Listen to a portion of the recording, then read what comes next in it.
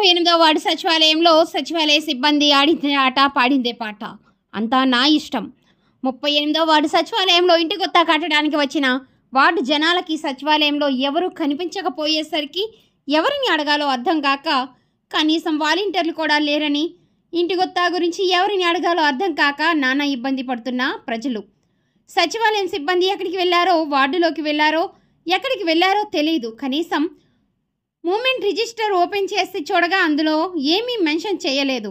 సచివాలయంలో కేవలం ఒక అమ్యూనిటీ ఉద్యోగి మాత్రమే, నారాయణ నాయక్ అనే వ్యక్తి మాత్రమే ఉన్నారు. మిగతా ఉద్యోగులు ఎక్కడికి పోయారు తెలియక నానా ఇబ్బందులు పడుతున్న వార్డు జనాలు. మరి ఈ విషయంపై అధికారులు ఎలా స్పందిస్తారో అనేది వేచి చూడాల్సిందే.